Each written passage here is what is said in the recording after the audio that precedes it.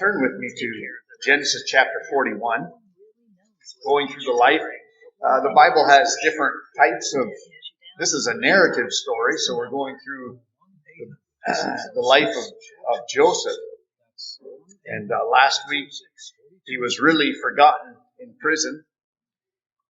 But this chapter, this 41st chapter, a shift takes place. And it's like you can see light at the end of the tunnel.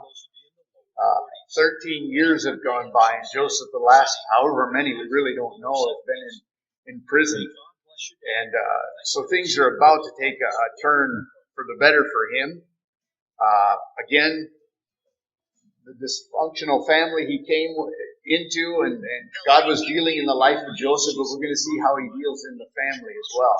God hasn't forgotten the family. But his brothers mistreated him, and he's sold into slavery.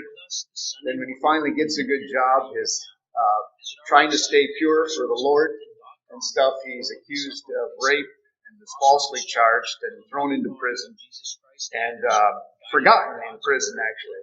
Remember me, that's what we talked about last week. Remember me when you come before Pharaoh, and then weeks passed, and then months, and actually years passed. And Joseph's hopes were probably dashed of getting out soon. But this chapter we're talking about, Joseph is remembered and promoted. And so God takes his time in the life of a human being, in your life and in my life, to build character, to refine us. I remember a guy at our fellowship back in Minnesota talking about that. He talked about gold that's refined in the fire. The heat has to get to a certain temperature before that dross and all the impurities come to the top. And you skim that off, and it's pure gold that comes forth out of it. And God is doing that in our lives too. In Joseph's life, he's putting him through, as it were, the fire, through testing and trials. And you will have testings and trials. It's going to be the trials of your faith. As you go through life, don't let anybody tell you, like I've heard some preachers say, come to Jesus and you'll never have any more problems. He'll solve all your problems.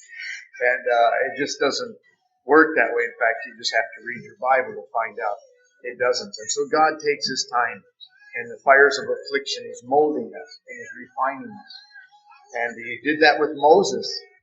I mentioned that a little bit last week, but for 40 years God dealt with him. And 40 years is a long time, especially if you're young like some of you in here and thinking 40 years, my goodness, that's a long time. But each day had purpose, and God was molding him and shaping him. In fact, so much so that later on you find out that Moses was the meekest man on the earth. Amazing. What God could do with a prince of Egypt. Take him 40 years in the wilderness till the prince was out of him, until he made a servant of God, useful, ready to deliver the people. And he was called the meekest man that walked the earth. And so God takes his time. And so we see at the beginning of this book, after 2 full years, Pharaoh dreamed that he was standing in the Nile. And so again, 2 full years have gone by. It's around the time of Pharaoh's birthday again. And so it kind of gets us into this story a little bit. But if you think of this story, as Pharaoh's having this dream, think about Joseph back in the dungeon, back in what he called the pit. As he said, that little did he know this was going to be his last night there. Unknown to him, it was just another night in the dungeon. And yet God was working behind the scenes. And Pharaoh was having this dream that was about to change the circumstances in Joseph's life for the rest of his life. And so often you find that in the Bible. Suddenly things change. And so Pharaoh has a dream, and he woke up. And then he went back to sleep, and he had another dream. And so I won't read all of that, but we'll begin a little bit later. In verse 8, you see that, so in the morning his spirit was troubled, and he sent and called for the magicians of Egypt on all its wise men. Pharaoh told them his dreams, but there was none who could interpret them for Pharaoh. It was believed back then, too, that the gods gave you dreams, but they didn't interpret them. And so there were wise men and counselors out there taught how to interpret dreams and things like that. But it's interesting that he tells them the dream, and none of the wise men that are called, all of the magicians and wise men that were in Egypt at that time, were brought before him. And it's like they listen to this dream and they look at each other, and it's Greek to me, man. I don't know what this means. But God was setting up the circumstances for this. Nobody could interpret it. There was none who could interpret them. And his dream troubled him. He was discouraged or just, I guess, bothered by what he saw. But nobody, again, could interpret him there. And I think of that, too, for the future. Again, I said this last week, but if you're looking to mediums and stuff, or fortune tellers, don't do that. The Bible really strongly forbids that. There are lying spirits behind those things, the reality of demon world and so on, and the horoscope and all of these things about the future. God wants us to come to Him. It's interesting. He sometimes tells us about the future, but a lot of times He doesn't. And that's to remain a mystery, the day of your death and so on. Although I think of the cupbearer and the baker that went in there. And the cupbearer was set free, but the baker was in prison, or was killed within 3 days. But again, think about this. I want you to think about your own mortality. He thought he had 3 days to live. 3 days to live, and yet, in the mercy of God, Joseph is placed in that same cell with him to be his comfort to him and all that. Again, I just love the mercy of God in that, putting a person like Joseph. I imagine Joseph, you find him talking about God all the time in here. He's probably talking to that man about God. But anyway, let's pick it up in verse 9. Then the chief cupbearer said to Pharaoh, I remember my offenses today. Nobody could interpret them. And the cupbearer, remember, he's close to the king. And the cupbearer sees that he hears the dream, and at first it doesn't dawn on him, but when nobody could interpret it, all of a sudden a bell went off in his head. Oh boy, I remember that. Right? I forgot about Joseph. Can you imagine that? He's sitting there listening to the dream, and all of a sudden it just dawns on him. I forgot Joseph, my dream. I had a dream too. And it all comes flooding back to him. And he must have felt like awful. You ever done that, forgotten something, you promised somebody you'd do something, or you do it, and all of a sudden you realize you've forgotten, and you feel awful. And I can't imagine this is what happened, and Pharaoh, this cupbearer confessed to Pharaoh, I remember my offenses today. I messed up. And he's telling the story. When Pharaoh was angry with his servants and put me, and this is basically the last chapter, put me and the chief baker in custody in the house of the captain of the guard, we dreamed on the same night and heard, he and I, each having a dream with its own interpretation. A young Hebrew was there with us, a servant of the captain of the guard. When we told him, he interpreted our dreams to us, giving an interpretation to each man according to his dream. And as he interpreted to us, so it came about. I was restored to my office, and the baker was hanged. Basically telling the story from the last chapter, but it came true, just like Joseph had said. Again, Joseph said that don't interpretations belong to God. And the thing was, and Joseph, again, he was so sure this interpretation was correct and that was from God that he says, remember, hey, when you go before Pharaoh, remember, but he forgot. He was forgotten by man, but not by God. And I want you to know that today. If you're a child of God, you feel forgotten. You may be forgotten by man. Maybe abandoned by husband or wife or father or mother. But you're not alone. God has remembered you. And as Hans talked about, even to think of that God keeps our tears in a bottle. You think your sorrows are wasted? No way. The tears you've shed, God collects them. He remembers. And so we continue here. He tells the story to Pharaoh, and Pharaoh says, and Pharaoh sent and called Joseph, and they quickly brought him out of the pit. They called it the pit there too. He was thrown into a pit by his brothers, and later Potiphar throws him into this pit in the dungeon here. And when he had shaved himself and changed his clothes, he came before Pharaoh. And so he's got to be prepared for royalty, I imagine, in the prison there. And he being Hebrew has probably let his beard grow in hair. And the Egyptians, they look like my brother does. He shaves completely bald, his whole head. Just leaves a little part here. Some of the Egyptians doing that. But he's brought in to presented to royalty again. Shaved, cleaned up as quick as he could, brought decent clothes, and he comes in before Pharaoh. Again, remember, this is the last night he's going to spend there. What a thought. That 1 minute he goes forgotten as a slave in prison. The next meeting the highest in society in Egypt in a short time. And he's not going to, it's his last night there, but he's going to sleep in the palace tonight. But the story it just keeps getting better here for him in his situation. But 13 bitter years of imprisonment and slavery. And so all of a sudden things change.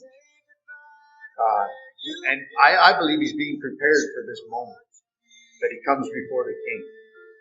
And I guess this story describes to me really that God is, I don't know if you believe this or not, but God is in charge of human events. And the things that are going on in our world, it's not like, and some people believe this, that God created the world, but then he took his hands off. But everything I read tells me he's got his hands on it. He not only saves us, he keeps us. And he keeps things in this world.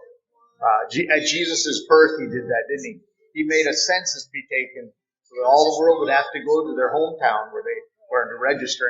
That's where Jesus was born. He had to be born in Bethlehem. Mary and Joseph lived in Nazareth. Well, how is he going to get to Bethlehem? Well, there's this edict that goes out. And now they travel, pregnant as she was. And then the word of the Lord is fulfilled. God has a way of moving people, doesn't he? And I don't believe that this is an accident that John and Claire moved, that Adam and Amanda are looking. God shifts people around and he has purposes in it. And we may not know what they are, but God is in control and he's doing things. You probably know Proverbs 21:1, the king's heart is a stream of water in the hands of the Lord. He turns it wherever he will. The hearts of kings and presidents and so on. God is overruling in all of those things. And then in verses 15 and 16, we'll continue here. And Pharaoh said to Joseph, I had a dream, and there is no one who can interpret it. I have heard it said that that when you hear a dream, you can interpret it. And Joseph answered, it is not in me. Imagine that. Pharaoh's just waiting. Okay, there is a guy in the kingdom who can hear. He got out of the dungeon. He had to wait, but they brought him in as quick as they could. It was urgent. The king was commanding. And so he comes in. He says, hi, Daniel, I've heard about you, or Joseph. And he says, it's not in me. It's not in me. He says, but God will give Pharaoh a favorable answer. God will do it.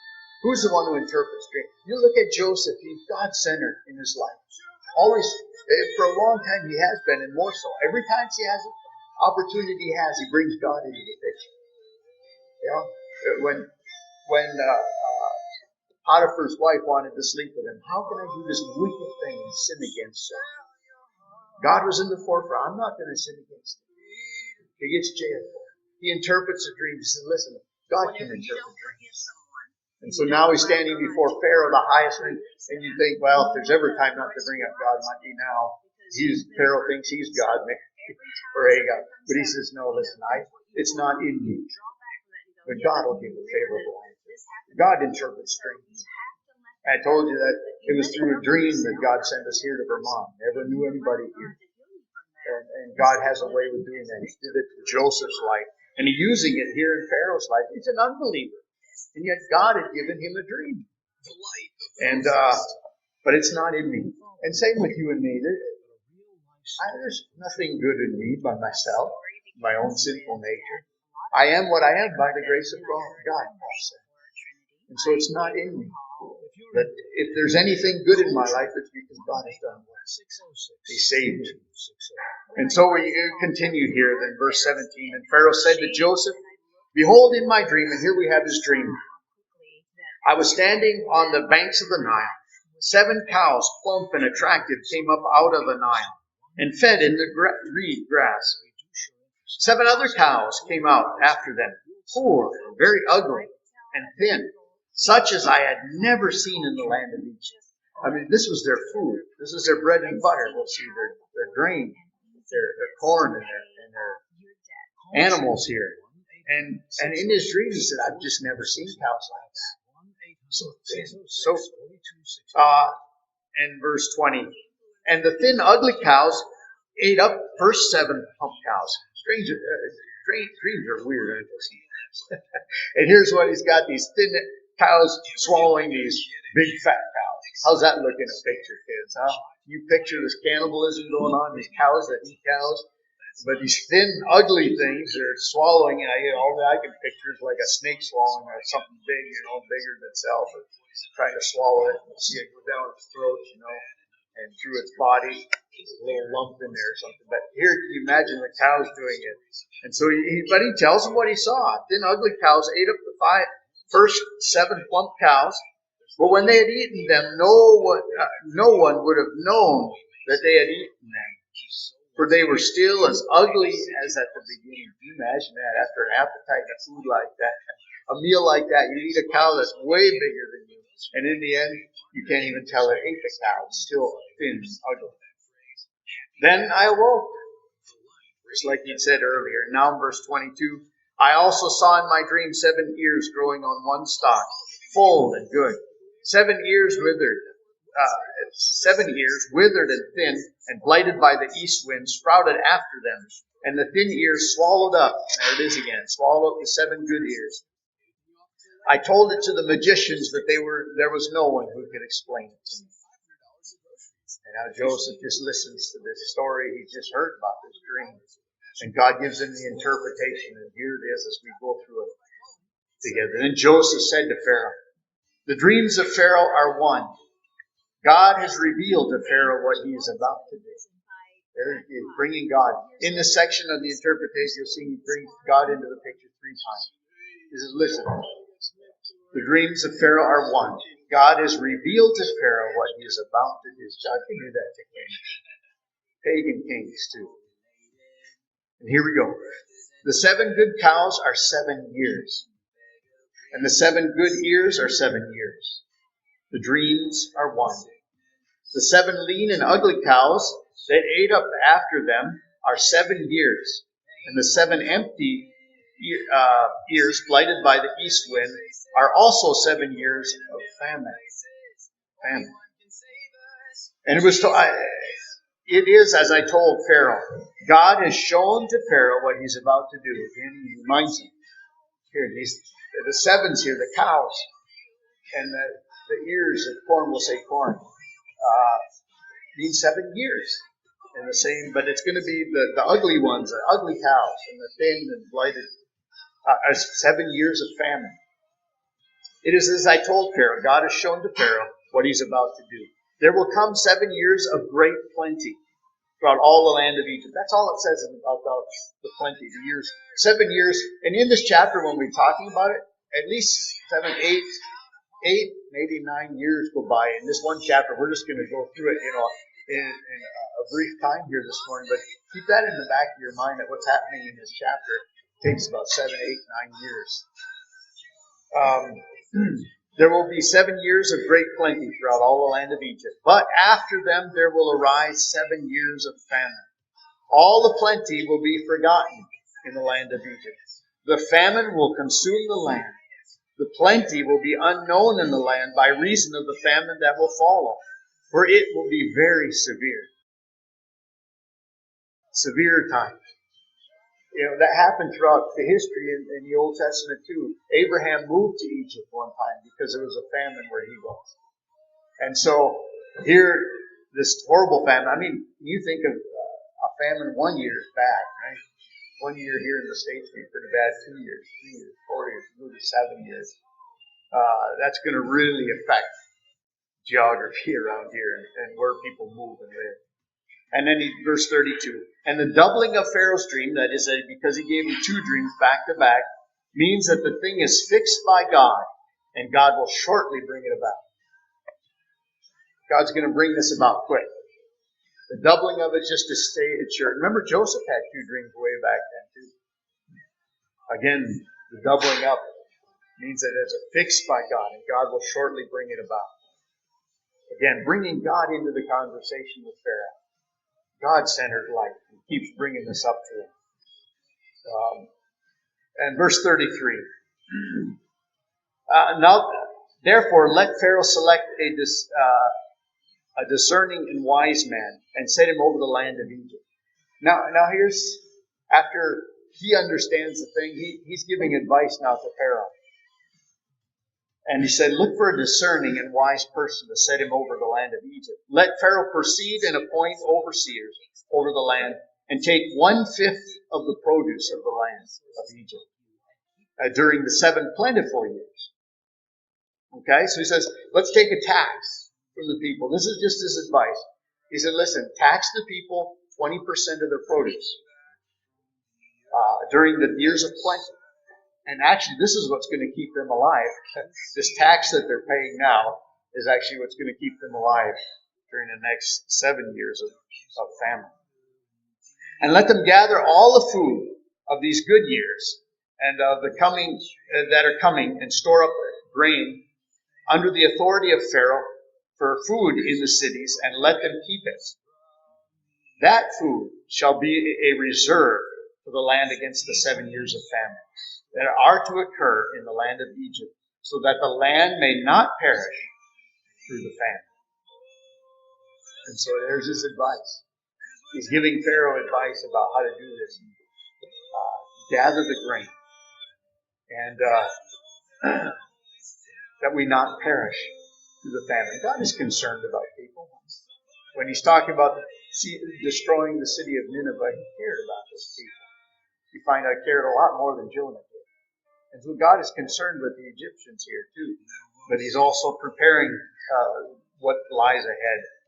And now here's where the story changes for Joseph. This proposal pleased Pharaoh in verse 37 and all his servants. And Pharaoh said to the servants, can we find a man like this in whom is the Spirit of God? You know, in chapter 39 and verse 3, Potiphar, he saw the hand of God was on his life. And here it didn't take him very long at all, and the Pharaoh sees this guy's special. God has his hand on this man's life. The God he keeps talking about, in whom is the Spirit of God. Then Pharaoh said to Joseph, since God has shown you all of this, there is none so discerning and wise as you are. It doesn't take a lot to figure this out, does it? None of the other magicians could interpret it. Nobody else could. And he kind of dawns on him, well, who would be better to do this? And there's no one so discerning and wise as you are. You shall be over my house, and all my people shall order themselves as you command. Only as regards the throne will I be greater than you. And Pharaoh said to Joseph, see, I have set you over the land of Egypt. Then Pharaoh took his signet ring from his hand and put it on Joseph's hand. That was his signet ring. That would sign laws. It was the king's, and he takes off. Remember Haman and Esther and the story with them. Mordecai got that ring too. He could change laws. That was kind of the platinum card too. He could get anything done he wanted to get done in the kingdom with that. And so that's given to Joseph. They clothed him in garments of fine linen, and he's got to change. He's in royalty now, and clothed and he put a gold chain about his neck. Well, it sure beats the chain he had around his throat or neck early of slavery. And all of a sudden he's got this golden chain around his neck. And he made him to ride in his second chariot. Wow. Talk about a souped up car. Huh? This guy reminds me of Air Force number 2, not Air Force 1, but 2. He's given the second chariot. I mean, this must have been some kind of a chariot to ride in. And to go through the towns of Githan. And they called before him, bow the knee. Bow the knee. And again, we're setting things up for what's going to come ahead. But riding and say, wow, what a change from that night before, huh? Where he's in prison, but faithful to God. And yet now he comes to this place. And people are told to bow before him. Then, thus he set him over the land of Egypt. Moreover, Pharaoh said to Joseph, I am Pharaoh, and without your consent, no one shall lift up hand or foot in all the land of Egypt. And Pharaoh called Joseph's name Zephanath-Paneah. So he had a name change. He was given an Egyptian name, which often happened. It happened to Daniel, happened to Shadrach, Meshach, and all that, their names. But they were given, and he's given an Egyptian name. But talk about the ultimate Cinderella story here, huh? What a story. Yeah. From rags to riches in a moment's time. Joseph was headline news now. It wasn't Joseph, was in the papers all the time about this news. And they give his name. Imagine if that ever reached Canaan and the papers there or something, they would have his Hebrew, not his Hebrew name, but his Egyptian name in there. But headline news is visible now. And then not only was he given a new name, he gave him, the Pharaoh did, in marriage to Asenath, the daughter of Potiphar, a priest of On. So Joseph went out over the land of Egypt. Yeah. What a story. If you know, we know it already, but the wonder of it, don't lose that. And it says in verse 46, Joseph was 30 years old when he entered into the service of Pharaoh, king of Egypt. And Joseph went out from the presence of Pharaoh, went through all the land of Egypt. So he was 17, remember kids, he was 17 years old when he left and his brother sold him into slavery. Now he's 30 years old. And he's sitting, as it were, on top of the world. And listen to how it continues here. He's on a mission. He doesn't stay there in the palace, relaxing, or take a 7-year vacation. Well, I deserve 7 after all I've been through. But he gets right to work. He knows that God has a plan. And he's on a mission. And his mission is really, we're going to find out at the end who is saving lives. Saving lives. And he had to prepare and to get ready for what was ahead. 47 says, during the 7 plentiful years, the earth produced abundantly and gathered up all the food these 7 years which occurred in the land of Egypt, and put the food in the cities. He put in every city the food from the fields around it. He didn't have a major city where he was going to store this. He thought, in his wisdom that God had given him, okay, here's a city. There's lots of farmland around it. We'll take the 20% that people are giving every year of their produce, and we'll set it just in some storehouse in this city. So you wouldn't have to take it to the capital, you just left it all over Egypt in these towns where the fields were right next to it. Store city. In verse 49, and Joseph stored up the grain in great abundance, like the sand of the sea, until he ceased from measuring it, for it could not be measured. Talk about years of bumper crop, and it talks about good years. These 7 years produced so much that Joseph, after a while, couldn't even keep records of it. He tried at first, but then it failed. And I like the expression used, like the sand of the sea. You've heard that expression before? God used it, didn't he? With the stars with Abraham. Go look at the stars. Can you count? I'm going to give your descendants are going to be that numerous, like the sand of the seashore. And that's how much grain it's kind. But then the very next thing he talks about is Joseph's kids. I wonder if this is a little reference to God's fulfilling his promise to Abraham and Joseph being a part of it. And so it says in verse 50, before the year of famine came, 2 sons were born to Joseph. Asenath, the daughter of Potiphar, priest of On, more than to him.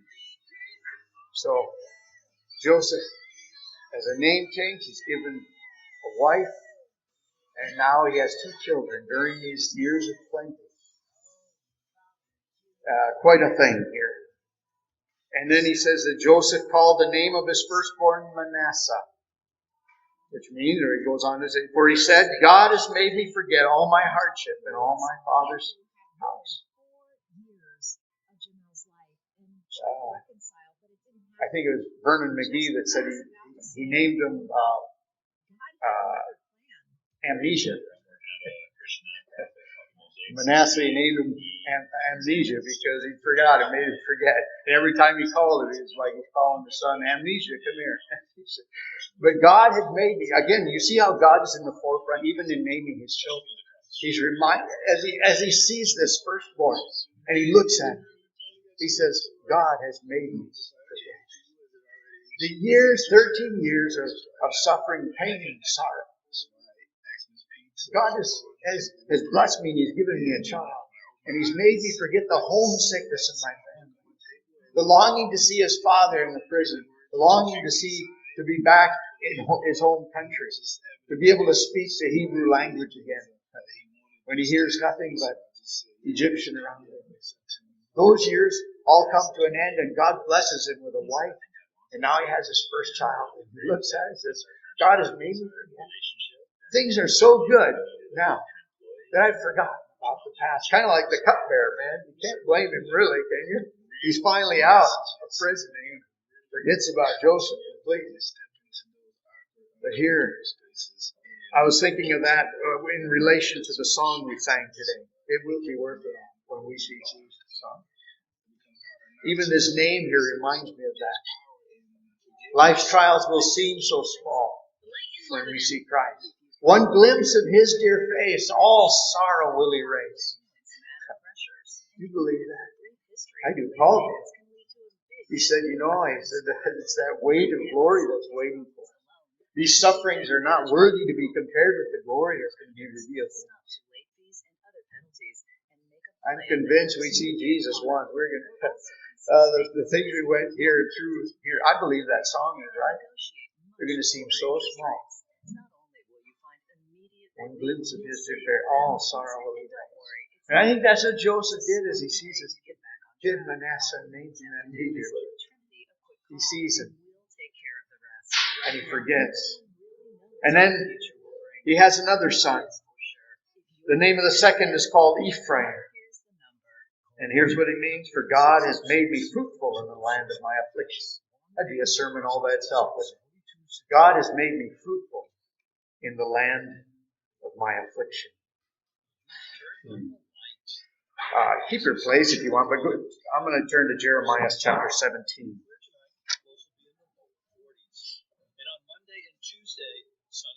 Blessed is, in verse 17:7, said, Blessed is the man who trusts in the Lord, whose trust is the Lord. He is like a tree planted by waters of water that sends out its roots by the stream and does not fear when heat comes, for its leaves remain green, and it is not anxious in the year of drought, for it does not cease to bear fruit. And that's the life of Joseph, isn't it? In prison, through this drought time in his life. And yet, he was trusting in the Lord. And even Jeremiah the prophet compares that. You trust in the Lord. He says, you're going to be like a tree that's planted by water. Yes, there's going to be drought. You're not going to be afraid. You're going to be bearing fruit. Even in times of drought, when there's so much drought. And God gave him that in the land of his affliction. And again, he gives God the credit for it. He says, God has made me fruitful in the land of my affliction. All right. And the opposite is, early, I didn't read this, but it said, Cursed is the man who trusts in man, makes flesh his strength, whose heart turns away from the Lord. He is like a shrub in the desert, and shall not see any good come. He shall dwell in the parched places of the wilderness, in the uninhabited salt land. Blessed is the man who trusts in the Lord. And then it goes on to part what I just read. And so I want to encourage you, kids, too, or adults, if you're going through a desert time in your life, you can still be fruitful. Joseph, I'm sure there were days when Joseph thought, is anything happening? Is God working? But every day, though he had to wait those 2 years after that guy was finally released, but his day came. And God was working, refining him, again, preparing him for what lies ahead. And then verse 53. Then 7 years of plenty that occurred in the land of Egypt came to an end. And the 7 years of famine began to come, as Joseph had said. God had given him to. There was famine in all the lands, but in the land of Egypt there was bread. When all the land of Egypt was famished, the people cried to Pharaoh for bread.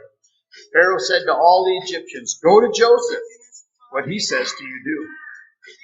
So when the famine had spread over the land, Joseph opened the storehouses and sold to the Egyptians. For the famine was severe in the land of Egypt. We keep talking about how severe it was. It would be, wouldn't it, for 7 years. Moreover, all the earth came to Egypt, to Joseph, to buy grain. Because the famine was so severe in all the earth. And this is just preparing us what lies ahead in the next chapter. What's going to happen with his family. How God can move people around and fulfill his purpose. God is at work in your life. Even today, I guess, just the encouragement I got from a pastor calling from Macedonia, just being able to see faces that I haven't seen in a long time. And when are you coming to Macedonia? When are you coming? And just seeing people, and then I'm reminded of the work of God when we were there, how these people came to Christ, how lives are transformed. And God can use that to encourage us today too. Something, just a word from somebody, just seeing somebody's smiling face can change things. And so here too, Joseph, God is working, and he's moving things around, preparing things for what lies ahead. If you know the rest of the story, it's kind of already spoiled. But I want to say this as I come to the close here. I just thought of this at the end. Joseph's in power now. There's no word here of revenge. I'm in a place of authority now. I'm over Potiphar. I'm over Potiphar's wife. Now's my time I can get even. God has given me an opportunity to get even. There was none of that. I thought of that. The years in prison he could have gotten. We can do that. If you don't keep God centered, you're going to focus on people who hurt you. And if you're going to feed on that, you'll be in your own prison. Because every time you think of that person, your blood pressure rises. And if there's somebody in your life, you're just hanging on to bitterness. And Joseph could have sulked in bitterness those 2 years or more waiting for the king to set him free, and just cause a miserable existence for himself and everybody around him. But he focused on God. He trusted in the Lord. And God brought him through it. And there was no talk of getting even with Pharaoh or Potiphar or his wife or the cupbearer. I thought he could have said to the cupbearer, man, oh yeah, it took you 2 years to wake up? Man, if I got a job for you, I got a dirty job for you to do. He could have thrown his weight about. There's no talk of that. You know, the Bible tells us in Romans 12:17 to 19, repay no one evil for evil, but give thought to do what is honorable in the sight of all. If possible, so far as depends on you, live peaceably with all. Beloved, never avenge yourselves, but leave it to the wrath of God, for it is written, vengeance is mine, I will repay, says the Lord. So if there's a Potiphar or a cupbearer, Potiphar's wife in your life, leave it to God. Focus on God.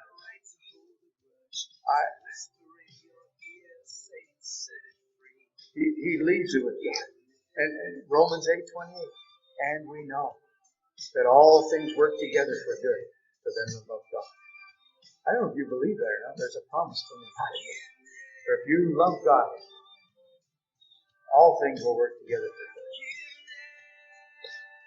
For those that are called according to His purpose. And so as I see here too, that God may be refining you at this moment. Preparing you for use ahead. Kids go through tough times. It's not in vain, can I tell you that? And I encourage you with that. That God sees where you're at. He sees the tears and you cry. But He's in charge. And again, in one moment's time, Joseph's situation changed. In a split time. And God used him in a great and powerful way. He had to have Pharaoh there. Not that anybody else would. They'd be taking accepting bribes and who knows what all for all this and make a mess of things. But God is still working in this dysfunctional family. Now the next chapter we're going to see He brings His brothers into the picture and begins to deal with them. And but in the end we see that it's to save lives for the glory of God. So that's what Joseph was doing. He didn't get revenge on him because I think he recognized that he had been placed in a place of usefulness to help people, but also for the glory of God. So whatever you're going through, keep those things in mind. I just think it's an interesting thing that God never forgot. those prisons. And He raises him. You know, if you humble yourself before the Lord, He'll exalt you. And that's what He did with Joseph. I just want to encourage you there. You may be in the time of affliction saying, nothing's happening. God's not doing anything. And days go by. And days, maybe even years. But can I encourage you to be faithful? Joseph came out ahead, and God turns all things out together for good. He goes that way. He works all things, the good and the bad, all together. Somebody said it takes a little bit of salt and it takes some sugar to make a cake. And so, but in the end, it all comes out very good. So it takes the bitter from life, the sweet things, but He works it all together for good. And I don't know what He's going to do in some of your kids' lives and some of us adults. But maybe if you're in the time of afflictions, I just encourage you, be faithful to God. Don't give up time in His Word saying God's not doing anything. Look at Joseph, how he came out. He came out like the Hebrew children who were thrown into the furnace without the smell of smoke on them or a hair singe. Trusting God. Trust Him. Remember again that if you trust in the Lord, you're going to be like that tree that's planted by it all comes back to that, your relationship with God and your trust in Him. Then when times of drought come, pandemics, where's your trust? Where's your attention go as a God folks? I have to watch out myself for that. I tend to easily go away in the pandemic and those conversations with people that seem like that's all we talk about. But I want to bring it back to God. I trust God. I don't know what He's doing. I don't. But I'm trusting Him. If I walk with Him one day at a time, sooner or later I'll look back and say, oh, that's what He was doing. And just trust Him. Kids, trust Him. Day to day. All right, let's pray before I keep praying. But we could sing that song again. It will be worth it all. I think that'd be a good way to cap it off again. Father in heaven, we just look to You again. We thank You for Your word. We thank You for this Cinderella story, really from rags to riches, how You worked in Joseph's life. Not a day was wasted, Lord, in his imprisonment and these things. He trusted You. And so, Lord, help us and forgive me for the times I get bitter. Wonder why this is happening to me. But to look back and to trust You and help me, Lord, when people wrong us, help us not to get revenge. Let's leave that in your department. You to handle those things. Help us to be faithful to You, trusting You, Lord. And for everyone here, I pray that they would trust You. For the kids to the oldest ones. And in the year of drought, we would still bear fruit. As Ephraim's name represented, Lord, that God had made him fruitful in the year of the land of his affliction. And so You can do in our lives. We thank You in Jesus' name. Amen. We stand and sing that song. And